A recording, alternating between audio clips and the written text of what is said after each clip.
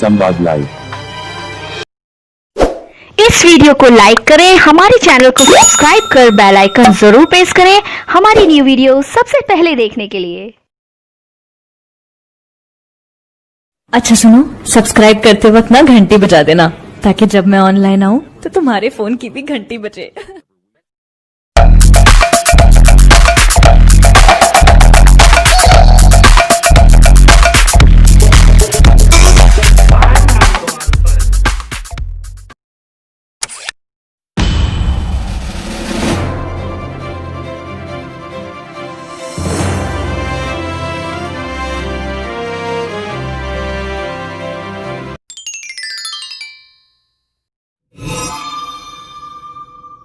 आज हम कक्षा 9 की हिंदी की पाठ्य पुस्तक क्षितिज भाग 1 के गद्य खंड से प्रेमचंद जी की कहानी दो बैलों की कथा का पाठ करेंगे। तो आइए प्रेमचंद जी का परिचय जान लेते हैं। प्रेमचंद का जन्म सन 1880 में बनारस के लमही गांव में हुआ था। उनका मूल नाम धनपत राय था। प्रेमचंद का बचपन अभावों में बीता और शिक्षा बीए तक ही हो पाई। उन्होंने शिक्षा विभाग में नौकरी की, परंतु असहयोग आंदोलन में सक्रिय भाग लेने के लिए सरकारी नौकरी से त्यागपत्र दे दिया और लेखन कार्य के प्रति पूरी तरह समर्पित हो गए। सन 1936 में इस महान कथाकार का देहांत हो गया। प्रेमचंद जी की कहानियाँ मानसरोवर के 8 भागों में संकलित हैं। सेवा सदन, प्रेमाश्रम, रंगभूमि, कायाकल्प, निर्मला, गबन, कर्मभूमि, गोदान उनके प्रमुख उपन्यास हैं। उन्होंने हंस, जागरण, माधुरी आदि पत्रिकाओं का संपादन भी किया। कथा साहित्य के अतिरिक्त प्रेमचंद ने निबंध एवं अन्य प्रकार का गद्य लेखन भी प्रचुर मात्रा में किया। प्रेमचंद साहित्य को सामाजिक परिवर्तन का सशक्त माध्यम मानते थे। उन्होंने जिस गांव और शहर के परिवेश को देखा और जिया, उसकी अभिव्यक्ति उनके कथा साहित्य में मिलती है। किसानों, मजदूरों की दयनीय स्थिति, दलितों का शोषण, समाज में स्त्री की दुर्दशा और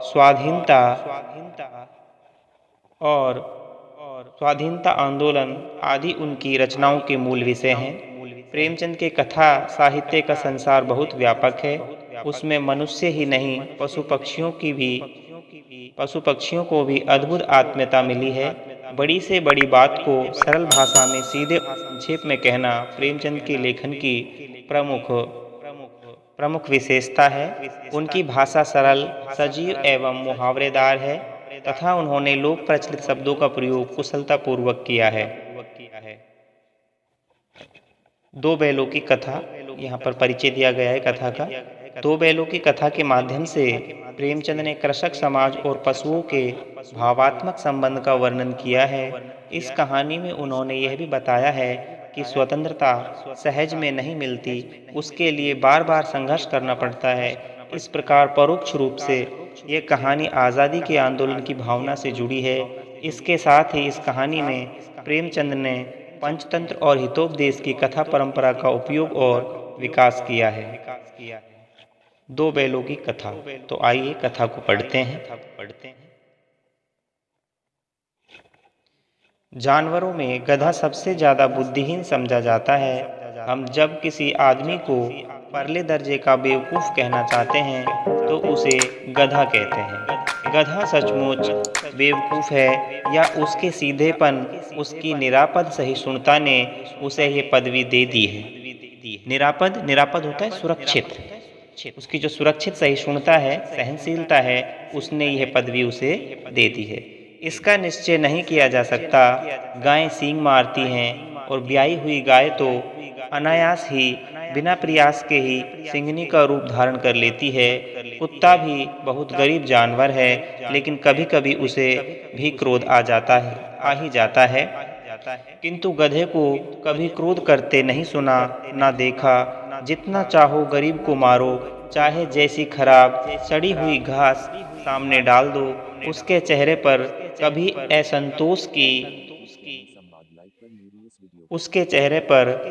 असंतोष की छाया भी ने दिखाई देगी। वैशाख में चाहे एकाध बार कुलेल कर लेता हो, पर हमने तो उसे कभी खुश होते नहीं देखा। वैशाख का महीना होता है, हिंदी महीना वैशाख का। उसके चेहरे पर एक विषाद स्थायी रूप से छाया रहता है। विषाद, दुख, सुख दुख, हानि लाभ, किसी भी दशा में उसे बदलते नहीं देखा। ऋषियों मुनियों के जितने गुण हैं वे सभी उसमें पराकाष्ठा को पहुंच गए हैं, एक स्तर पर चले गए हैं, पर आदमी उसे बेवकूफ़ कहता है। सद्गुणों का इतना अनादर कहीं नहीं देखा। कदाचित सीधापन संसार के लिए उपयुक्त नहीं है। देखिए ने भारतवासियों की अफ्रीका में क्या दुर्दशा हो रही है।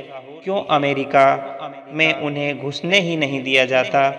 बेचारे शराब नहीं पीते, 4 पैसे कुछ समय के लिए बचा कर रखते हैं, जी तोड़कर काम करते हैं, किसी से लड़ाई झगड़ा नहीं करते, 4 बातें सुनकर गम खा जाते हैं, फिर भी बदनाम हैं। कहा जाता है वे जीवन के आदर्श को नीचा करते हैं। अगर वे भी ईंट का जवाब पत्थर से देना सीख जाते तो शायद सभ्य कहलाने लगते। जापान की मिसाल सामने है।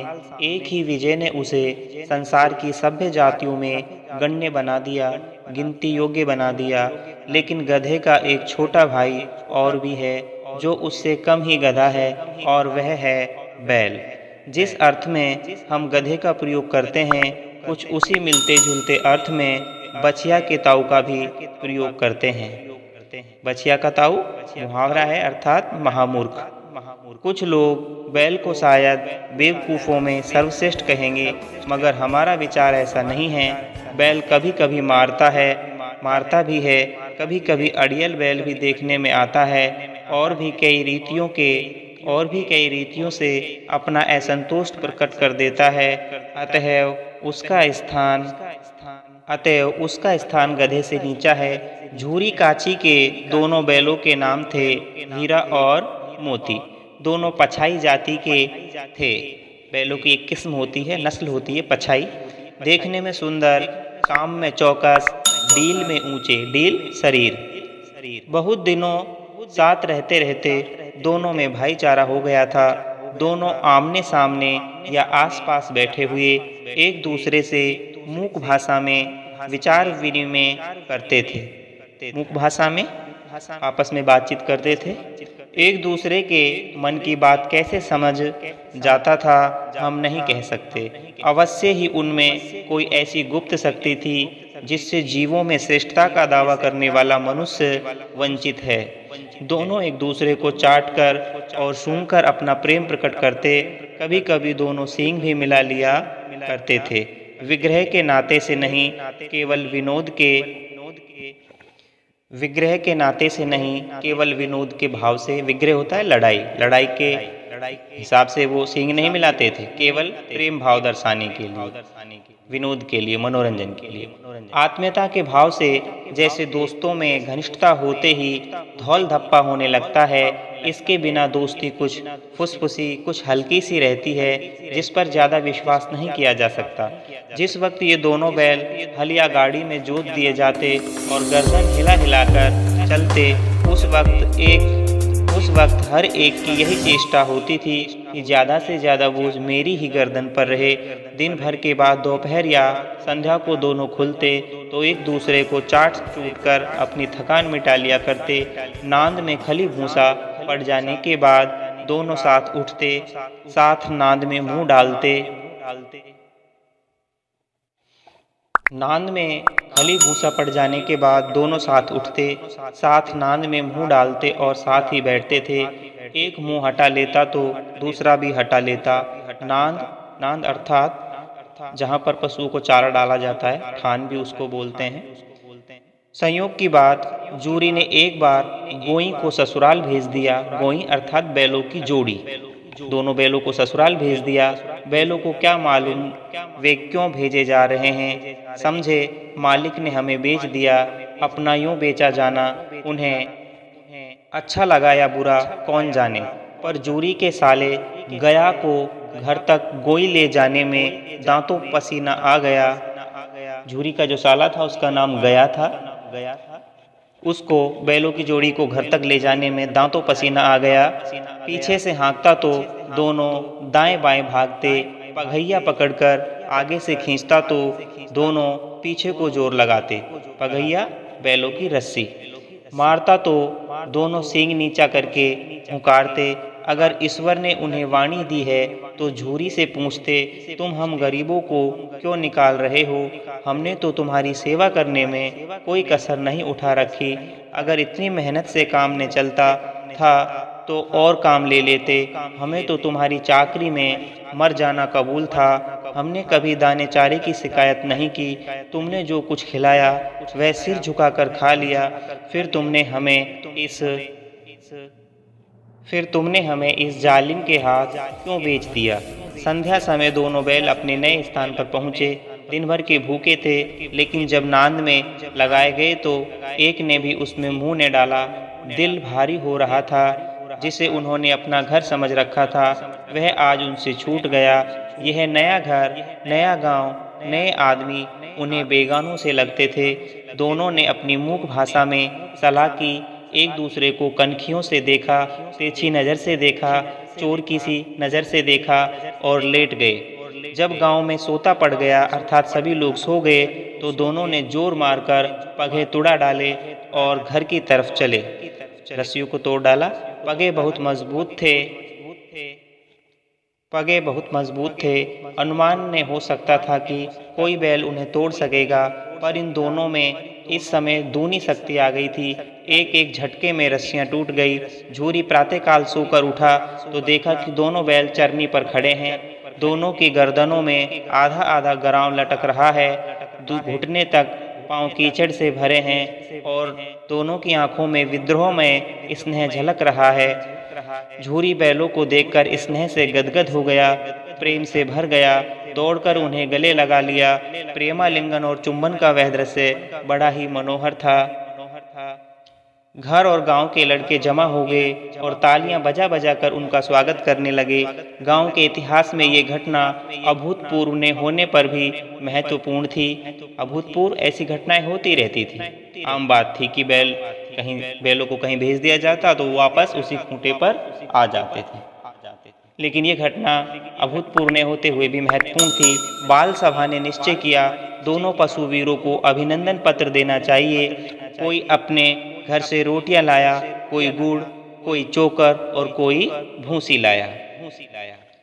एक बालक ने कहा, ऐसे बैल किसी के पास न होंगे। दूसरे ने समर्थन किया, इतनी दूर से दोनों अकेले चले आए। तीसरा बोला, बैल नहीं हैं वे, उस जन्म के आदमी थे। इसका प्रतिवाद करने का किसी को साहस न हुआ। तीसरे बालक की बात का प्रत्युत्तर देने का किसी का भी साहस न हुआ। झूरी की स्त्री ने बैलों को द्वार पर देखा तो जल उठी। ईर्षा उसके अंदर पैदा हो गई, उसको क्रोध आ गया। बोली, कैसे नमक हराम बैल हैं कि एक दिन वहां काम ने किया, भाग खड़े हुए।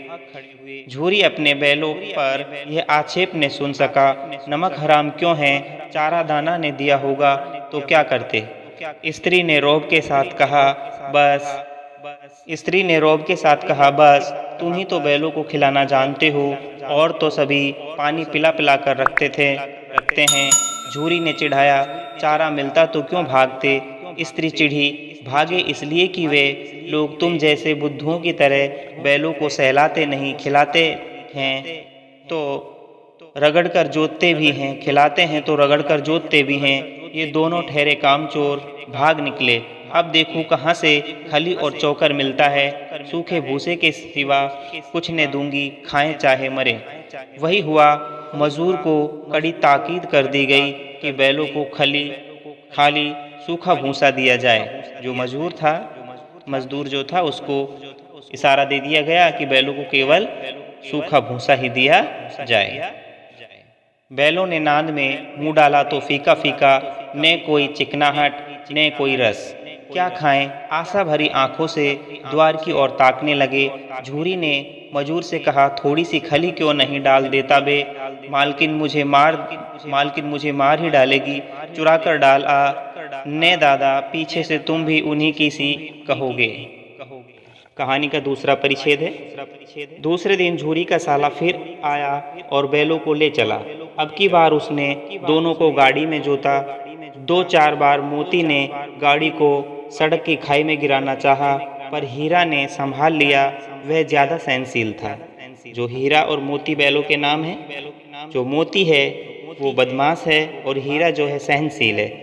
संध्या समय घर पहुंचकर उसने दोनों को मोटी रस्सियों से बांधा और कल की शरारत का मजा चखाया। फिर वही सूखा भूसा डाल दिया। अपने दोनों बैलों को खली, चूनी सब कुछ दी। गया ने अपने बैलों को तो सब कुछ दिया, लेकिन हीरा और मोती को कुछ नहीं दिया। दोनों बैलों का ऐसा अपमान कभी नहीं हुआ था। झूरी इन्हें फूल की छड़ी से भी न छूता। उसकी टिटकार पर दोनों उड़ने लगते थे। टिटकार इशारे पर। यहाँ मार पड़ी, आहत सम्मान की व्यथा तो थी ही, उस पर मिला सूखा भूसा। नांद की तरफ आंखें तक ने उठाई।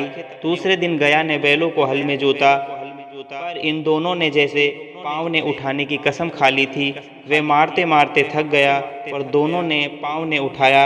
एक बार जब उस निर्दयी ने हीरा की नाक पर खूब डंडे जमाए तो मोती का गुस्सा काबू के बाहर हो गया। हल लेकर भागा। हल, रस्सी, जुआ, जोत सब टूट टाट कर बराबर हो गया। गले में बड़ी बड़ी रस्सियां ने होती तो दोनों पकड़ाई में न आते। हीरा ने मूक भाषा में कहा, भागना व्यर्थ है। मोती ने उत्तर दिया, तुम्हारी तो इनसे जान ही ले ली थी। तुम्हारी तो इसने जान ही ले ली थी। अब की बार मार पड़ेगी। पढ़ने दो, बैल का जन्म लिया है तो मार से कहाँ तक बचेंगे। गया 2 आदमियों के साथ दौड़ा आ रहा है।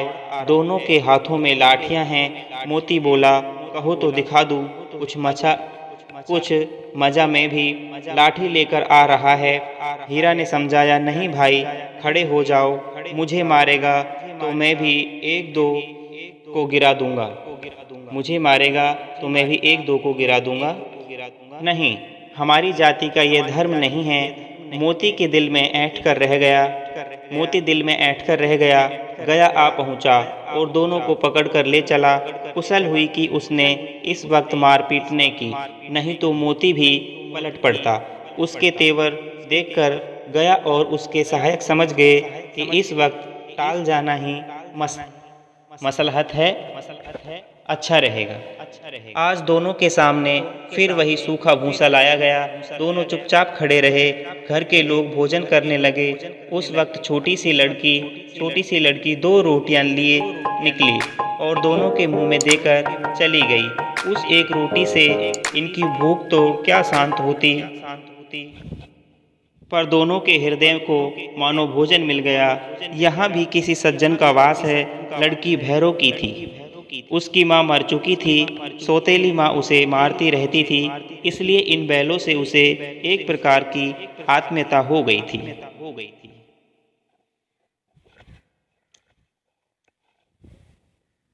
चित्र देखिए, कितना प्यारा चित्र है।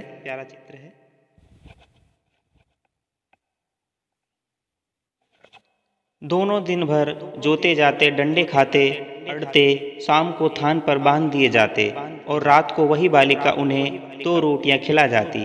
प्रेम के इस प्रसाद की यह बरकत थी कि 2-2 गाल सूखा भूसा खाकर भी दोनों दुर्बल नहीं होते थे, मगर दोनों की आंखों में रोम रोम में विद्रोह भरा हुआ था।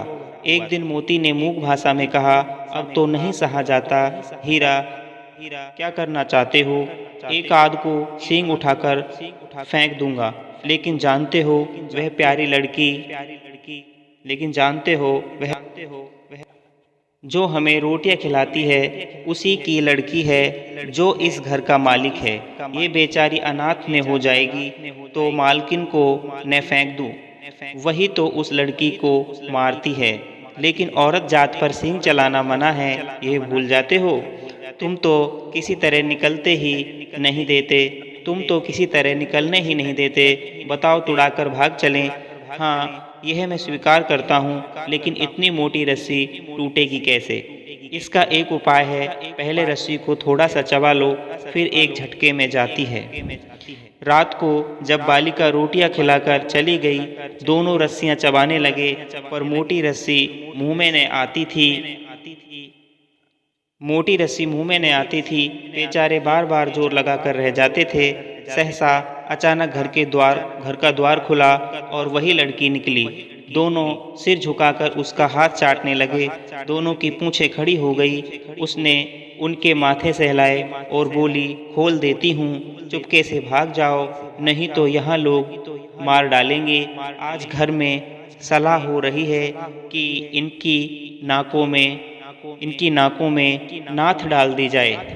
नथेल डालने की सलाह हो रही थी। उसने गराव खोल दिया, पर दोनों चुपचाप खड़े रहे। रस्सी को खोल दिया, लेकिन फिर भी चुपचाप खड़े रहे। मोती ने अपनी भाषा में पूछा, अब चलते क्यों नहीं? हीरा ने कहा, चले तो, लेकिन कल इस अनाथ पर आफत आ जाएगी, सब इसी पर संदेह करेंगे। सहसा बालिका चिल्लाई, दोनों फूफा वाले बैल भागे जा रहे हैं। ओ दादा, दादा, दोनों बैल भागे जा रहे हैं, जल्दी दौड़ो।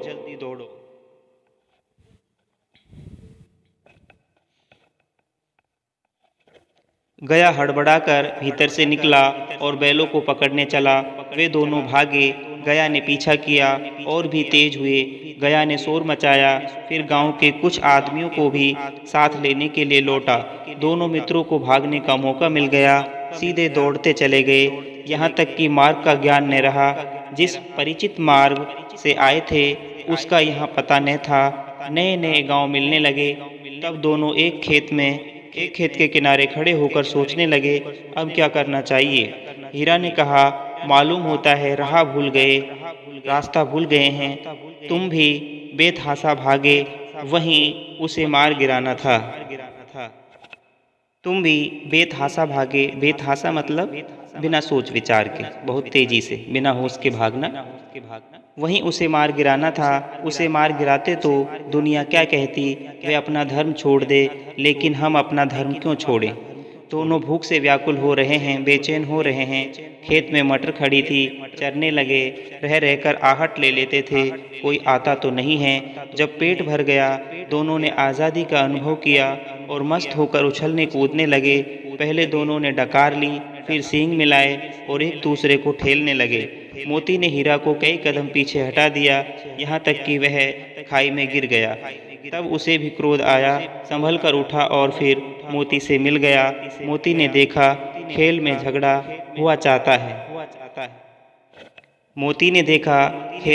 हुआ चाहता है तो किनारे हट गया। तीसरा परिच्छेद है। अरे यह क्या, कोई सांड डौंकता चला आ रहा है। हाँ, सांड ही है। वह सामने आ पहुंचा। दोनों मित्र बगले झांक रहे हैं। सांड पूरा हाथी है, उससे भिड़ना जान से हाथ धोना है। लेकिन न भिड़ने पर भी जान बचती नजर नहीं आती। इन्हीं की तरफ आ भी रहा है। कितनी भयंकर सूरत है। यहाँ दोनों बैलों को एक सांड दिखाई दिया जो कि झूलता हुआ आ रहा है। और सांड की और बैल की लड़ाई बहुत भयानक होती है। मोती ने मूक भाषा में कहा, बुरे फंसे जान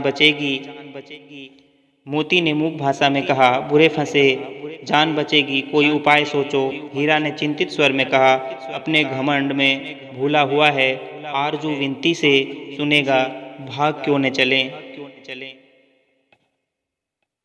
भागना कायरता है तो फिर यहीं मरो। बंदा तो 9-2-11 होता है। 9-2-11 होना मुहावरा है, भाग जाना। और जो दौड़ाए तो फिर कोई उपाय सोचो जल्द। उपाय यही है कि उस पर दोनों जने एक साथ प्रहार करेंगे। मैं आगे से रगेदता हूँ, तुम पीछे से रगेदो। दोहरी मार पड़ेगी तो भाग खड़ा होगा। मेरी ओर झपटे, तुम बगल से उसके पेट में सींग घुसेड़ देना। जान जोखिम है, पर दूसरा उपाय नहीं है। दोनों मित्र जान हथेलियों पर लेकर लपके सांड को भी संगठित शत्रुओं से लड़ने का तजर्बा न था। वह तो एक शत्रु से मल्ल युद्ध करने का आदी था, आदि अभ्यस्त, इसको आदत होती है। ज्यों ही हीरा पर झपटा, मोती ने पीछे से दौड़ाया। सांड उसकी तरफ मुड़ा तो हीरा ने रगेदा। सांड चाहता था कि एक एक करके दोनों को गिरा ले, पर ये दोनों भी उस्ताद थे, गुरु थे, जानकार थे, उसे वह अवसर नहीं देते थे। एक बार सांड झल्लाकर हीरा का अंत कर देने के लिए चला कि मोती ने बगल से आकर पेट में सींग भोंक दिया। सांड क्रोध में आकर पीछे फिरा तो हीरा ने दूसरे पहलू में सींग चुभा दिया। आखिर बेचारा जख्मी होकर भागा और दोनों मित्रों ने दूर तक उसका पीछा किया, यहाँ तक कि सांड बेदम होकर गिर पड़ा, अचेत होकर गिर पड़ा। तब दोनों ने उसे छोड़ दिया। दोनों मित्र विजय के नशे में झूमते चले जाते थे। मोती ने अपनी सांकेतिक भाषा में कहा, मेरा जी तो चाहता था कि बच्चा को मार ही डालूं। हीरा ने तिरस्कार किया, गिरे हुए बैरी पर सींग ने चलाना चाहिए, यह सब ढोंग है। बैरी को ऐसा मारना चाहिए कि फिर न उठे। अब घर कैसे पहुँचेंगे वह सोचो, पहले कुछ खा लें तो सोचें। सामने मटर का खेत था ही, मोती उसमें घुस गया। हीरा मना करता रहा पर उसने एक ने सुनी। अभी 2 ही 4 ग्रास खाए थे कि 2 आदमी लाठियां लिए दौड़ पड़े और दोनों मित्रों को घेर लिया। हीरा तो मेड़ पर था, खेत की डौल पर था, निकल गया। मोती सींचे हुए खेत में था, उसके खुर कीचड़ में धंसने लगे, न भाग सका, पकड़ लिया। हीरा ने देखा संगी संकट में है तो लौट पड़ा, फंसेंगे तो दोनों फंसेंगे। रखवालों ने उसे भी पकड़ लिया। प्रातःकाल दोनों मित्र कांजी होस में बंद कर दिए गए। कांजी होस होता है आवारा पशुओं को बंद करने का स्थान, जहाँ पर पशु के मालिक से कुछ जुर्माना लेकर वापस पशु को लौटा दिया जाता है। तो आइए कहानी को आगे बढ़ाते हैं। दोनों मित्रों को जीवन में पहली बार ऐसा साबिका पड़ा कि सारा दिन बीत गया। साबिका होता है सरोकार। दोनों मित्रों को जीवन में पहली बार ऐसा साबिका पड़ा, उनकी सरोकार पड़ा कि सारा दिन बीत गया और खाने को एक दिन का भी नहीं मिला। समझ में ही न आता था ये कैसा स्वामी है, इससे तो गया फिर भी अच्छा था। यहाँ कई भैंसें थी, कई बकरियां, कई घोड़े, कई गधे। ये बात कांजी होश में बंद कर दिए जाने समय की है। कांजी होश का वर्णन यहाँ पर हो रहा है। पर किसी के सामने चारा न था, सब जमीन पर मुर्दों की तरह पड़े थे। कई तो इतने कमजोर हो गए थे कि खड़े भी न हो सकते थे। सारा दिन तो दोनों मित्र फाटक की ओर टकटकी लगाए ताकते रहे, पर कोई चारा लेकर आता न दिखाई दिया। तब दोनों ने दीवार की नमकीन मिट्टी चाटनी शुरू की, पर इससे क्या तृप्ति होती। रात को भी जब कुछ भोजन ने मिला तो हीरा के दिल में विद्रोह की ज्वाला दहक उठी। मोती से बोला, अब तो नहीं रहा जाता मोती। मोती ने सिर लटकाए हुए जवाब दिया, मुझे तो मालूम होता है प्राण निकल रहे हैं। इतनी जल्द हिम्मत न हारो भाई, यहाँ से भागने का कोई उपाय निकालना चाहिए। आओ दीवार तोड़ डालें। मुझसे तो अब कुछ नहीं होगा, बस इसी बूते पर अकड़ते थे। सारी अकड़ निकल गई। बाड़ी की दीवार कच्ची थी, हीरा मजबूत तो था ही। अपने नुकीले सींग दीवार में गड़ा दिए और जोर से मारा तो मिट्टी का एक चिप्पड़ निकल आया। फिर तो उसका साहस बढ़ा। उसने दौड़ कर दीवार पर चोटी की और हर चोट में थोड़ी थोड़ी मिट्टी गिराने लगा। उसी समय कांजी होश का चौकीदार लालटेन लेकर जानवरों की हाजिरी लेने आ निकला। हीरा का उज्जड़पन देखकर उसने उसे कई डंडे रसीद किए और मोटी सी रस्सी से बांध दिया। मोती ने पड़े पड़े कहा, आखिर मार खाई क्या मिला। अपने बूते भर जोर तो मार दिया, ऐसा जोर मारना किस काम का की और बंधन में पड़ गए। जोर तो मारता ही जाऊंगा, चाहे कितने ही बंधन पड़ते जाएं। जान से हाथ धोना पड़ेगा। कुछ परवाह नहीं, यूं भी तो मरना ही है। सोचो दीवार खुद जाती तो कितनी जानें बच जाती। इतने भाई यहाँ बंद हैं, किसी की देह में जान नहीं है। 2-4 दिन और यही हाल रहा तो सब मर जाएंगे। आप देख सकते हैं उस समय कांजी होश में किस तरह से पशु की दुर्दशा होती थी। हाँ, यह बात तो है। अच्छा तो ला, फिर मैं भी जोर लगाता हूँ। मोती ने दीवार में उसी जगह सींग मारा। थोड़ी सी मिट्टी गिरी और फिर हिम्मत बढ़ी। फिर तो वह दीवार में सींग लगाकर इस तरह जोर करने लगा मानो किसी प्रतिद्वंदी से लड़ रहा हो। आखिर कोई 2 घंटे की जोर आजमाइश के बाद दीवार ऊपर से लगभग 1 हाथ गिर गई। उसने दूनी शक्ति से दूसरा धक्का मारा तो आधी दीवार गिर पड़ी। दीवार का गिरना था कि अधमरे से पड़े हुए सभी जानवर चेत उठे। तीनों घोड़ियां सरपट भाग निकली, फिर बकरियां निकली, इसके बाद भैंसें भी खिसक गई, पर गधे अभी तक ज्यों के त्यों खड़े थे। हीरा ने पूछा, तुम दोनों क्यों नहीं भाग जाते? एक गधे ने कहा, जो कहीं फिर पकड़ लिए जाएं तो क्या हरज है? तो क्या हरज है? तो क्या हरज है? अभी तो भागने का अवसर है। हमें तो डर लगता है, हम यहीं पड़े रहेंगे, ऐसा गधों ने कहा। आधी रात से ऊपर जा चुकी थी। दोनों गधे अभी तक खड़े सोच रहे थे कि भागें या न भागें, और मोती अपने मित्र की रस्सी तोड़ने में लगा हुआ था।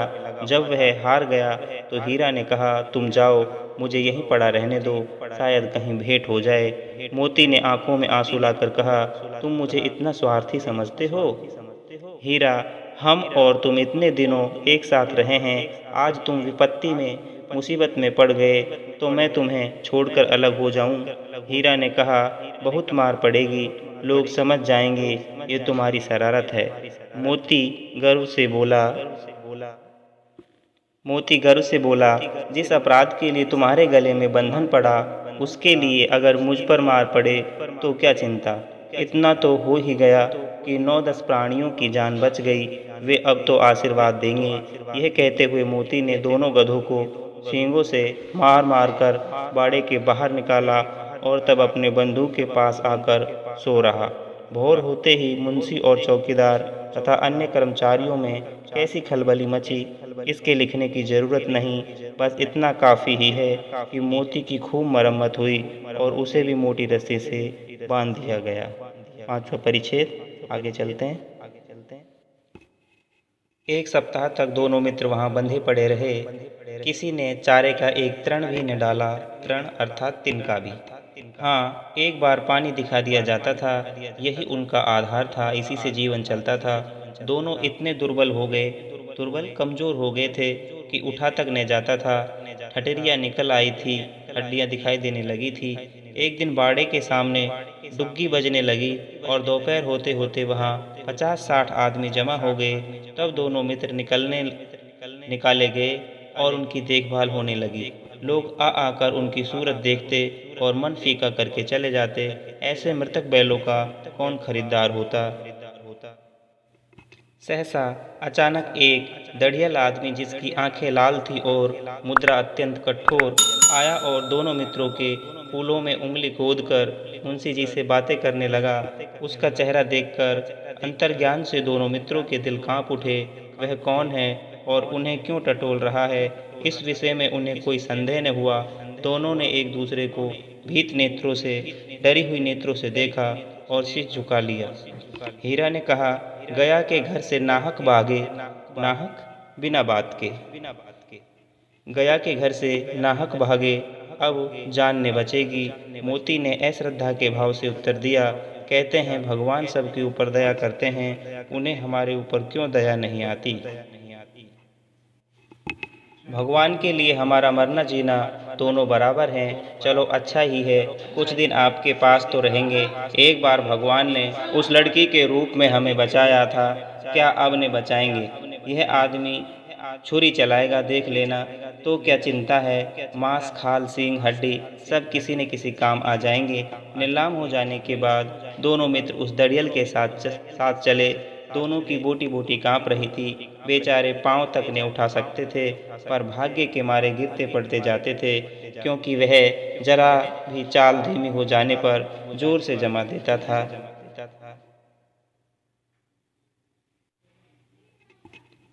राह में गाय बैलों का एक रेवड़ हरे हरे हार में चरता नजर आया। रेवड़ होता है झुंड। रास्ते में गाय बैलों का एक झुंड हरे हरे खेत में चरता नजर आया। सभी जानवर प्रसन्न थे, चिकने चपल, कोई उछलता था, कोई आनंद से बैठा पागुर करता था। कितना सुखी जीवन था इनका, पर कितने स्वार्थी हैं सब। किसी को चिंता नहीं कि उनके दो भाई बधिक के हाथ पड़े कैसे दुखी हैं। बधिक होता है शिकारी। सहसा अचानक दोनों को ऐसा मालूम हुआ कि यह परिचित रहा है, जानी पहचानी मार्ग है। हाँ, इसी रास्ते से गया उन्हें ले गया था। वही खेत, वही बाग, वही गांव मिलने लगे। प्रति क्षण, हर क्षण उनकी चाल तेज होने लगी। सारी थकान, सारी दुर्बलता गायब हो गई। आहा, यह लो, अपना ही हार आ गया, अपनी ही सीमा आ गई। इसी कुएं पर हम पुर चलाने आया करते थे। यही कुआं है। मोती ने कहा हमारा घर नगीच आ गया। नगीच अर्थात नजदीक आ गया। हीरा बोला, भगवान की दया है, मैं तो अब घर भागता हूँ, यह जाने देगा। इसे मैं मार गिराता हूँ। नहीं नहीं, दौड़कर थान पर चलो। थान जगह, स्थान जहाँ पर चारा, पशु को चारा डाला जाता है। वहाँ से हम आगे न जाएंगे। दोनों उन्मत्त होकर बछड़ों की भांति कुलेल करते हुए, खेलते हुए, क्रीड़ा करते हुए घर की ओर दौड़े। वह हमारा थान है। दोनों दौड़कर अपने इस थान या अपनी जगह पर आए और खड़े हो गए। दड़ियल भी पीछे पीछे दौड़ा चला आता था। झूरी द्वार पर बैठा धूप खा रहा था। झूरी द्वार पर बैठा धूप खा रहा था। बैलों को देखते ही दौड़ा और उन्हें बारी बारी से गले लगाने लगा। मित्रों की आंखों से आनंद के आंसू बहने लगे। एक झूरी का हाथ चाट रहा था। दड़ियल ने जाकर बैलों की रस्सियां पकड़ ली। झूरी ने कहा, मेरे बैल हैं। तुम्हारे बैल कैसे? मैं मवेशी खाने से नीलाम लिए आता हूँ। मैं तो समझा हूँ चुराए लिए आते हो। चुपके से चले जाओ, मेरे बैल हैं, मैं बेचूंगा तो बिकेंगे। किसी को मेरे बैल नीलाम करने का क्या अख्तियार है, क्या हक है? जाकर थाने में रपट कर दूंगा। मेरे बैल हैं, इसका सबूत यह है। मेरे बैल हैं, इसका सबूत यह है कि मेरे द्वार पर खड़े हैं। दड़ियल झल्ला कर बैलों को जबरदस्ती ले जाने के लिए बढ़ा। उसी वक्त मोती ने सींग चलाया। दड़ियल पीछे हटा। मोती ने पीछा किया। दड़ियल भागा। मोती पीछे दौड़ा। गांव के बाहर निकल जाने पर वह रुका, पर खड़ा दड़ियल का रास्ता देख रहा था।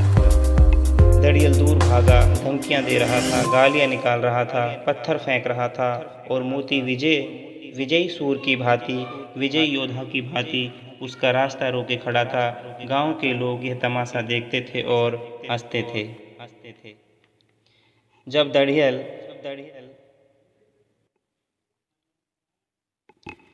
दड़ियल हार कर चला गया तो मोती अकड़ता हुआ लौटा। हीरा ने कहा, मैं डर रहा था कि कहीं तुम गुस्से में आकर मारने बैठो। अगर वे मुझे पकड़ता तो मैं बेमारे न छोड़ता। बेमारे अर्थात बिना मारे नहीं छोड़ता। अब ने आएगा तो दूर से ही खबर लूंगा। देखो कैसे ले जाता है। जो गोली मरवा दे मर जाऊंगा, पर उसके काम तो न आऊंगा। हमारी जान को कोई जान ही नहीं समझता, इसलिए कि हम इतने सीधे हैं। जरा देर में नांदों में खली भूसा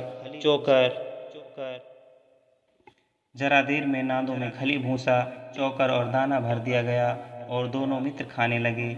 झूरी खड़ा दोनों को सहला रहा था और 20 लड़के तमाशा देख रहे थे। सारे गांव में उत्साह सा मालूम होता था। उत्साह होता है उत्साह। उसी समय मालकिन ने आकर दोनों के माथे चूम लिए। यहाँ ये कहानी पूरी होती है। अब अभ्यास के प्रश्न हैं, हम इन्हें देखते हैं। अभ्यास के प्रश्न करते हैं। पहला प्रश्न है, कांजी हाउस में कैद पशुओं की हाजिरी क्यों ली जाती होगी? कल्पना का प्रश्न है कि कांजी हाउस में जो कैद थे पशु, उनकी हाजिरी क्यों ली जाती होगी? पहले तो हम ये जान लें कि कांजी हाउस में जो पशु रखे जाते थे वो लावारिस आवारा पशु रखे जाते थे, जिनके मालिक से हर्जाना लेकर या नीलामी द्वारा उनको बेचकर छोड़ दिया जाता था। कोई भी पशु कम न हो जाए इसकी जिम्मेदारी चौकीदार वगैरह की वहाँ पर होती थी और इसीलिए प्रतिदिन हाजिरी ली जाती थी। इससे निश्चित हो जाता था कि कोई पशु कम तो नहीं हो गया है। दूसरा प्रश्न देखते हैं। छोटी बच्ची को बैलों के प्रति प्रेम क्यों उमड़ आया? छोटी बच्ची को बैलों के प्रति प्रेम क्यों उमड़ आया? छोटी बच्ची की जो माँ थी वो नहीं थी, उसकी माँ का देहांत हो गया था और सौतेली जो माँ थी वो उसे बहुत पीटती थी। बैलों को भूखा और पिटता हुआ देखकर उसे अपने समान ही, स्वयं के समान ही दर्द महसूस हुआ उस बालिका को।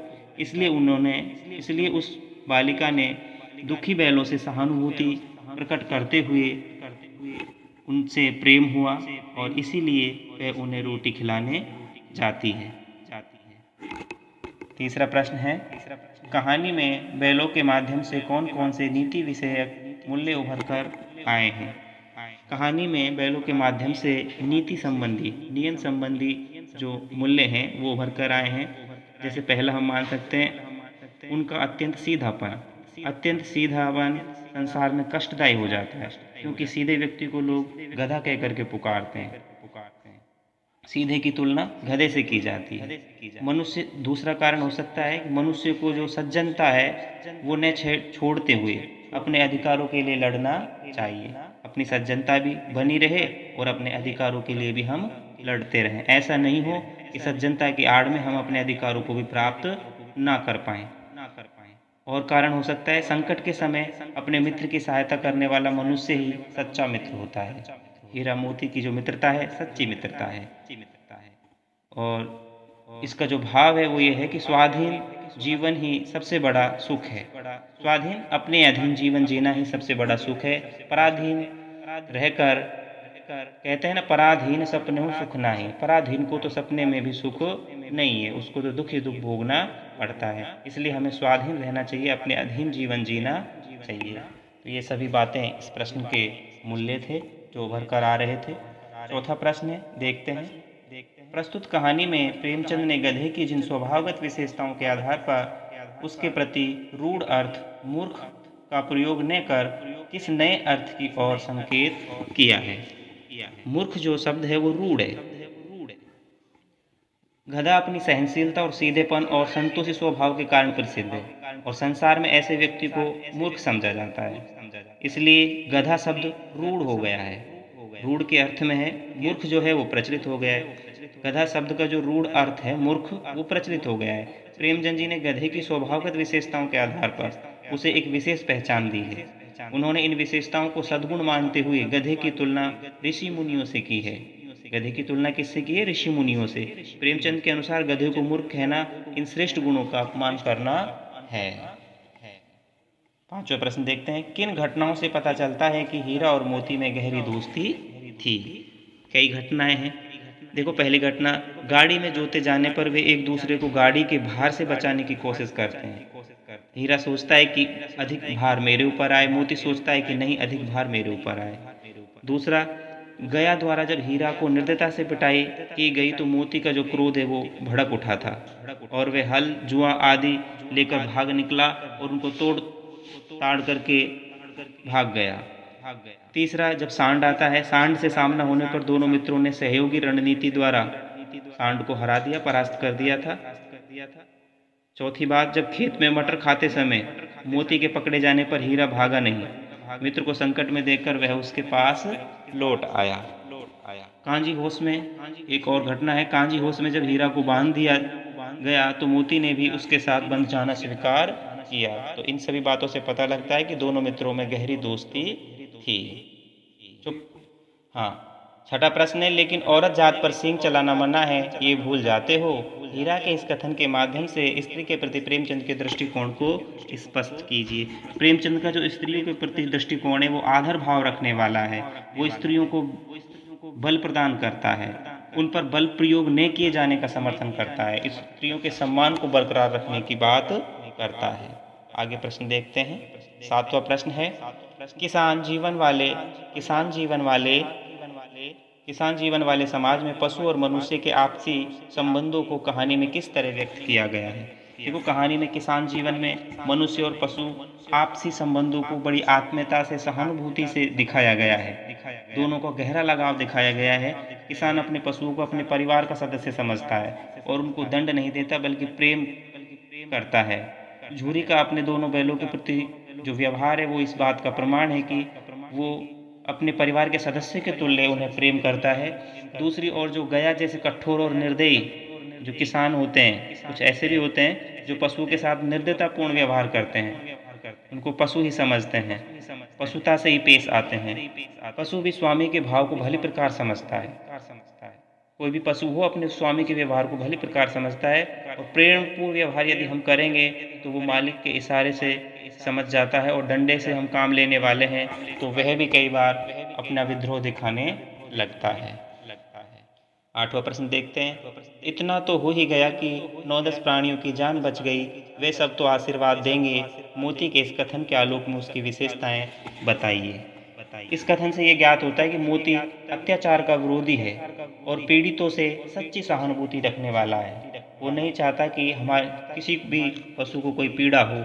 ये जानते हुए भी कि उसे कठोर दंड मिलेगा, वे कांजी होश की दीवार तोड़कर सारे पशुओं को स्वतंत्र कर देता है और उसे इस बात पर संतोष है कि उसने स्वयं को संकट में डालकर 9-10 प्राणियों की रक्षा कर ली। तो खुद मुसीबत सहन करते हुए भी वो दूसरे को सुख पहुंचाने वाला प्राणी है। 9वां प्रश्न है, आज से स्पष्ट करना है। अवश्य ही उनमें कोई ऐसी गुण शक्ति थी जिससे जीवों में श्रेष्ठता का दावा करने वाला मनुष्य वंचित है। इस पंक्ति का जो आशय है, हीरा और मोती के पास अपने भाव और विचार प्रकट करने के लिए जो भाषा थी वो मौन भाव थे, मूक भाषा थी, इशारे थे। वे एक दूसरे के मन की बात को समझ जाते थे। यह उनमें एक गुप्त शक्ति थी। मनुष्य भले ही अपने को सारे प्राणियों में श्रेष्ठ समझता हो, लेकिन उसके पास ये शक्ति नहीं है। उसे बोलकर ही अपने भाव और विचार प्रकट करने पड़ते हैं, जबकि पशु जो हैं अपने मूक भाषा में अपना वार्तालाप पूर्ण कर लेते हैं। ख है, उस एक रोटी से उनकी भूख तो क्या शांत होती और दोनों के हृदय को मानो भोजन मिल गया। भाव स्पष्ट करना है। हीरा और मोती के व्यवहार से चिढ़कर गया ने उनको सूखा भूसा डाल दिया था और इस अपमान से दोनों के मन में बहुत दुख हुआ, बहुत क्षोभ हुआ। तभी एक छोटी सी बालिका आकर के उन्हें एक एक रोटी खिला गई। इस एक रोटी से उनकी भूख तो क्या शांत होने का कोई प्रश्न ही नहीं उठता, लेकिन लड़की के प्रेम पूर्ण व्यवहार से उनका जो हृदय है वो पिघल उठा। वे तो प्रेम और सहानुभूति के भूखे थे जो उन्हें उस बालिका में दिखाई दी। 10वां प्रश्न है, गया ने हीरा मोती को दोनों बार सूखा भूसा खाने के लिए दिया क्योंकि गया पराये बैलों पर अधिक खर्च नहीं करना चाहता था।